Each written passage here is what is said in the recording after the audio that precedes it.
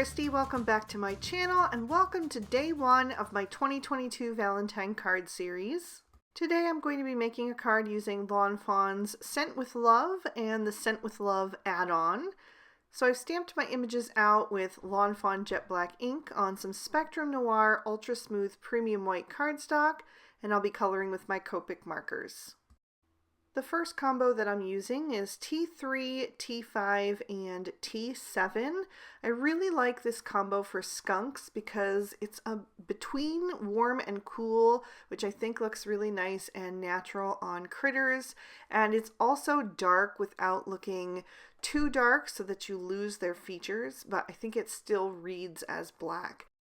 So I'm using that T7 first to lay in his shadows wherever I think they should go, like on the underside of his arms and on the back sides of his legs and the underside of his tail. But what I'm doing different on this guy is that I'm giving him a black top of his head rather than doing the white stripe, which will match the tail.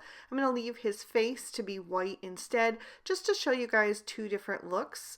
And you guys can decide from there if you prefer one or the other, or if you like to mix and match like I'm going to do today. So I used the T5 as my mid-tone and then blended that out with the T3. And then I am going to go in with my colorless blender. I got a little bit out of the lines, so I'll just use that to push back that T3 and give me that white cardstock once again, and also to bridge that gap right on his neck where we're going up into the white part of his face. And then I'm going to move on to my girl skunk, and for her I'm going to leave the top of her head to be the white stripe, which is going to match the white stripe on her tail. You could also color her ears to be black if you wanted to have that contrast there, but I decided to leave them white for today. So once again, I laid in those shadows with the T7, and now I'm coming in with the T5 and just making sure to catch the edge of that darkest color and pull it into the mid-tone so that I get a really nice and smooth blend and I don't leave any harsh lines behind. And then I'll go to my T3 and use that to fill in all the rest of the black parts of her body. And then once I finish them both up, I will go back and do a second layer on both of them. Just increases that saturation and smooths things out even more. But I did it off camera today to save time in the video. Then I'm going to move on to the white parts, and instead of going with another gray or just a lighter of the same gray combo, I decided to warm up the white places using E40 and E41. So I'm starting with that E41 and just casting a little shadow like under their chins and on the base and the end of the tail where it's kind of curved, and a little bit toward the back of the head.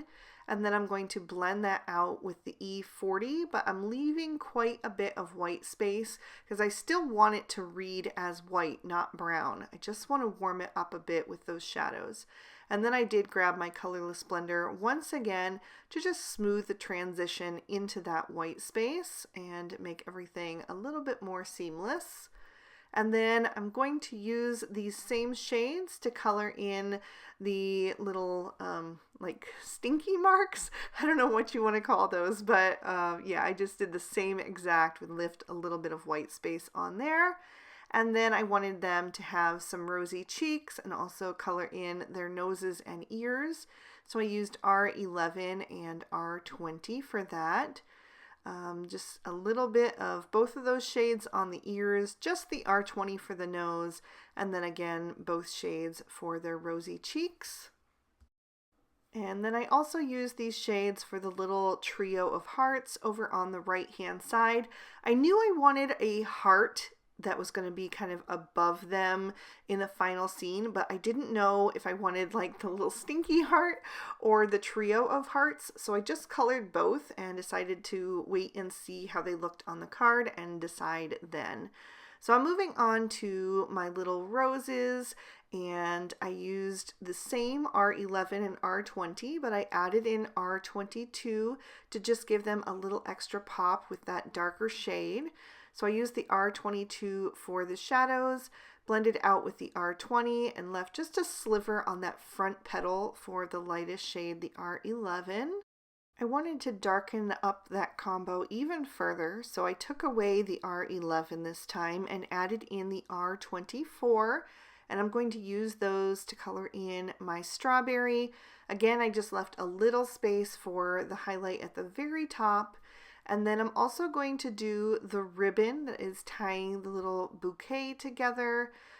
Just starting with that R24. I'm actually going to use that to color in the little bow tie and hair bow as well. I'm going to have a few different red accessories. So I started with the R24 and then blended out with the R22. And I'll leave just a touch of space on the outer edges of the bows for the R20 so they can all have a nice little highlight.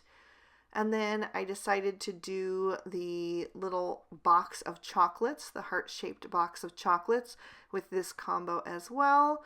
So I just went back to my R24. I used that along the sides of the box where they wouldn't have as much light cast there. They would be in more shadow. So I used the darkest shade on that and then brought that up on the sides and also on the other side of the little heart, and blended out with the R24 and finished with the R20.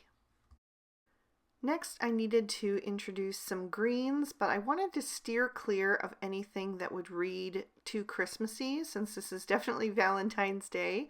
So I ended up going with YG41 and YG45 for the top of the strawberry and the stems of the roses. And then for the wrapping on the roses, I wanted it to look kind of like a craft colored bag, almost like a butcher paper.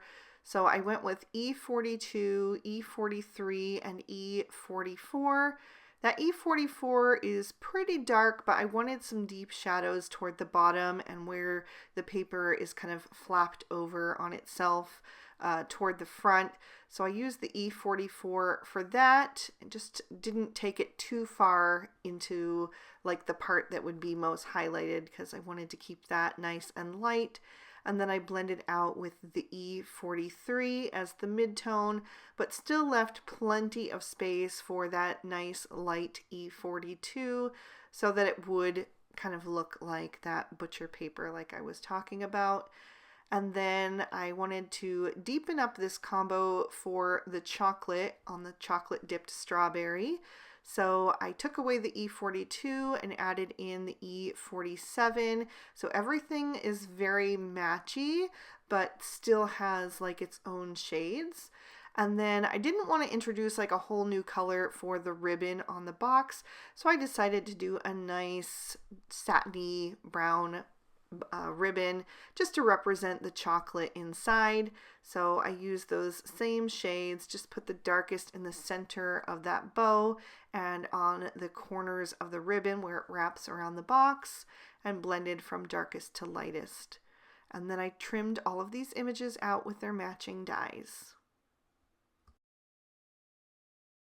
For my background, I took the quilted heart backdrop in the portrait orientation and die cut that out of some speckled eggshell cardstock. So that left me with all of these cute little hearts die cut out. And then I just took a little tool that kind of gets all those little bits out, ran that over from behind. And that tool is from Spellbinders, but there are a few different ones on the market. And I wanted to let you know that you can save these little heart bits. You can use them as some little accents on your card, or they would be great as shaker card material. Then I took a piece of vellum and die cut that with the second largest of the large stitched circle stackables dies.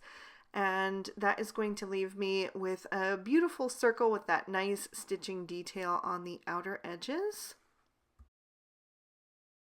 Then I grabbed the giant XOXO die and cut that out of some guava cardstock. I just love this shade, especially for Valentine's Day, because it's like a combo between pink and red. I just think it's really pretty. Then I grabbed another piece of that speckled eggshell cardstock because I wanted like a two-part sentiment.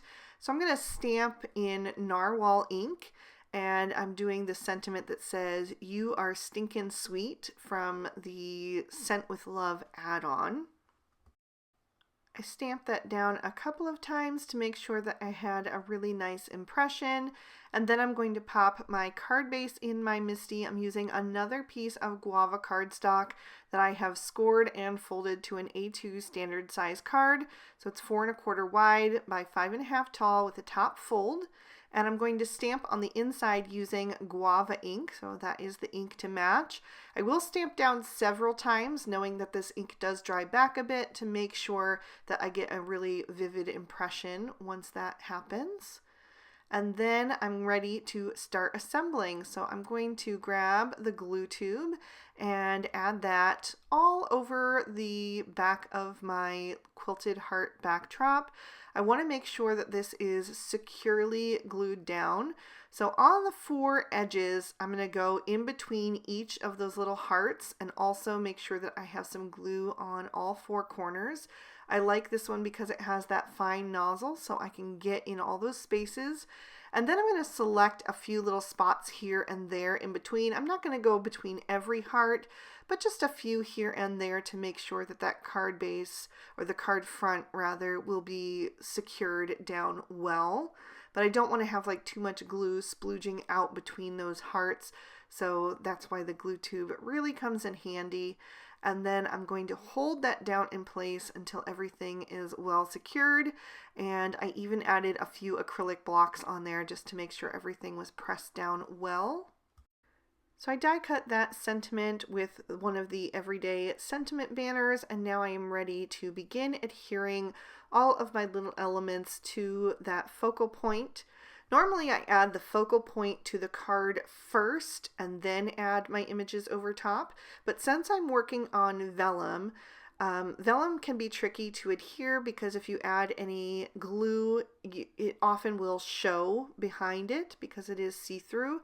So this time I'm going to add my elements to that focal panel first, and that way I can add some additional glue behind those elements, and that way all the glue will be hidden when I adhere it to my card front. So I started with that giant XOXO. I wanted that to be down at the bottom of the vellum circle and hanging off of there. And then right above that I added my banner with my sentiment. And then right above that, I'm going to add my 2 skunks. And I realize that it looks like they are pretty far apart right now, but I need some room between them for the little elements that they're going to be holding and gifting each other for Valentine's Day. So that's why I placed them on the outer edges of the circle. I'm going to have my little girl skunk holding that box of chocolates, and then the boy will be holding the bouquet of roses. So I'm just kind of adding that, and I know that they're going to overlap in the center, but that's totally fine with me. I kind of think that looks extra cute because it just integrates all the elements into the scene, and it really makes it look a little bit more natural or realistic. Then the little boy is going to be wearing a bow tie, and the little girl will be having a hair bow. So I just added those on there as well. And since he had a free hand, I decided to give him the chocolate covered strawberry because that is what my husband and myself, we always gift each other chocolate covered strawberries. Either he'll buy them or I'll buy them. It doesn't matter. We just check and say, okay, who's getting them this year, because we just love chocolate covered strawberries. So I went back and forth between those 2 heart elements like I mentioned earlier, but ultimately decided to go with the stinky heart. I just thought it went better with the skunk theme and the sentiment, and also the fact that it was right over the roses. It could also be a sweet smelling heart. It's just kind of like a fragrance there. So then I can grab my card base, and like I said, I can safely add all of my liquid glue behind all of those elements, and you won't be able to see any of that glue showing through on the front of the vellum. I just added tiny little dabs behind that heart because I wanted to make sure that the glue didn't splooge out on the edges and ruin that clean look of the vellum. And then of course to the bottom of the XOXO, and then I just lined that up on my card front, made sure I had it right where I wanted that, and then press that down into place. And I like that you have a few minutes with that glue, or a few seconds rather, to adjust things and make sure that it's secured well before everything is adhered down permanently.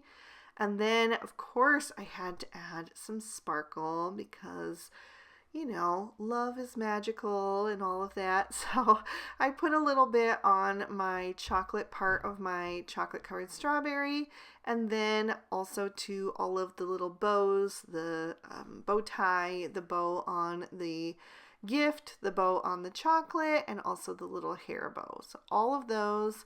And then I decided to add just a touch to the very right side of each of the roses, just to make them stand out a little bit.